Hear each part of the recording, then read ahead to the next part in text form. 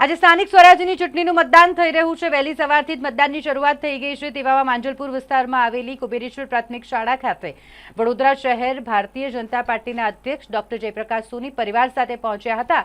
અહીં મતદારો જે રીતે લાઇનમાં ઊભા રહી અને મતદાન કર્યું હતું તે જ રીતે ભારતીય જનતા પાર્ટીના અધ્યક્ષ પણ સામાન્ય નાગરિકની જેમ મતદાન કરવા માટે પહોંચ્યા હતા અને પોતાના મતાધિકારનો ઉપયોગ કર્યો હતો। તેમની સાથે તેમના ધર્મપત્ની અને દીકરી જેમણે પણ મતદાન કર્યું છે। સાથે જ વડોદરા શહેર ભારતીય જનતા પાર્ટીના અધ્યક્ષ દ્વારા વડોદરા શહેરના નાગરિકોને પણ અવશ્ય મતદાન કરવા માટે અપીલ કરી છે। આજનો આ દિવસ ઐતિહાસિક દિવસ છે। 26 એપ્રિલ 26ના રોજ જ્યારે મતદાન શરૂ થઈ ગયું છે 7 વાગે, તો સૌથી પ્રથમ મતદાન પછી જલપાન, આ પ્રકારના સૂત્ર સાથે સૌ નાગરિકોએ આજે આવીને મતદાન કરવું જોઈએ। આપણી ભારતની લોકશાહીને મજબૂત બનાવવા માટે મતદાન કરવું જોઈએ।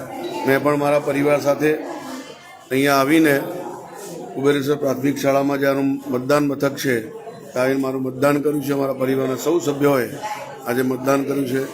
આપના માધ્યમથી સૌ નગરજનોને અપીલ કરું છું કે આવનારી આ જે ચૂંટણી છે એમાં સૌ મતદાર મોટી માત્રામાં મતદાન કરે અને દેશ હિતમાં મતદાન કરે।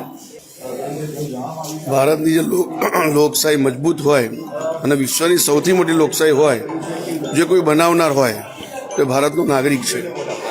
નાગરિકોએ પોતાનું કર્તવ્ય નિભાવવાનો સમય છે। બંધારણની અંદર જે આપણને મતદાનનો અધિકાર આપ્યો છે એ અધિકાર નિભાવવાની આજે દિવસ છે।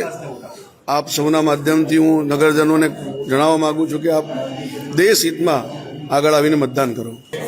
બસ વિકાસને વોટ આપીએ છીએ અને જગતમાં બધું સારું થાય અને આગળ લોકો બધા સારી રીતે વધુ મતદાન આવે વડોદરા સિટીમાં અને હજુ વધુ સારું ને સારું વડોદરા સિટી બને એવું સૌ નાગરિકોને અપીલ કરું છું। ધન્યવાદ।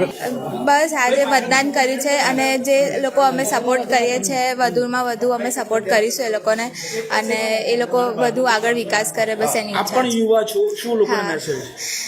બસ વધુ ને વધુ લોકો મતદાન કરે અને સપોર્ટ કરે વિકાસને।